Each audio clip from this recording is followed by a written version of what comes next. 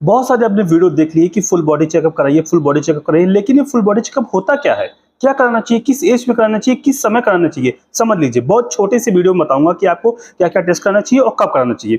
सबसे पहली बात, अगर 30 प्लस आप एज है आपकी, तो उसमें आपको ज़्यादा नहीं, कुछ ऐसे पैरामीटर्स हैं जिनको आपके अपने रेगुलेट करके देखना है कि हाँ, वास्तव में ये आर्गन सही से काम कर रहे हैं कि नहीं कर रहे। सबसे पहली बात करेंगे हम सीबीसी की, यानी कंप्लीट ब्लड काउंट, जिसमें आपका हीमोग्लोबिन के साथ टीएलसी, डीएलसी, प्लेटलेट आता है। ये बहुत इंपॉर्टेंट होता है आपके ब्लड के लिए। साथ में हम कराएंगे एलएफटी और KFT test, liver function test और किडनी फंक्शन टेस्ट। इनमें वो पैरामीटर्स आते हैं जो बता देते हैं कि आपकी किडनी और लीवर ढंग से काम कर रहे हैं कि नहीं कर रहे हैं। साथ ही मेटाबॉलिज्म सही हमारा काम कर रहा है कि नहीं कर रहा है, उसके लिए थायराइड टेस्ट होता है, यानी थायराइड फंक्शन टेस्ट, जिसमें T3, T4, TSH आता है। ये बहुत इंपॉर्टेंट होता है, आपको इसको कराना चाहिए।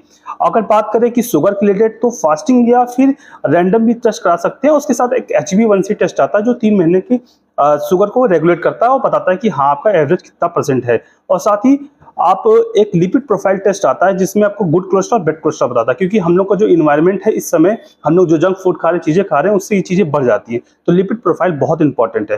फिर उसके बाद आता है हमारा यूरिन आरएम, जिसमें हमको क्रिस्टल्स, इन्फेक्शंस, यूटीआई, जो भी ये चीज़ें इसमें पता चल जाती है। तो ये कराना होता है। अगर आपकी एज 40 प्लस या 50 प्लस पहुंच चुकी है, फीमेल और मेल में 2 टेस्ट ऐड हो जाते हैं। पहला CA-125 फीमेल में, जो कि एक ओवरियन कैंसर के लिए होता है। दूसरा जो होता है हमारा PSA, यानी प्रोस्टेट स्पेसिफिक एंटीजन, ये मेल पेशेंट में अक्सर बढ़ जाता है या फिर इसके चांसेस होते हैं कैंसर्स के। तो ये 2 टेस्ट बढ़ जाते हैं। आपको घबराने की जरूरत नहीं है, ये 3 महीने में, 6 महीने में और 12 महीने में करा सकते हैं। अगर इनमें कुछ कमियां आती है तो उस पर काम करना है, नहीं आती है आराम से बिंदास रहिए, रिलैक्स होकर रहिए। 3 महीने रिलैक्स होकर काम करिए, 6 महीने आराम से रिलैक्स होकर काम करिए।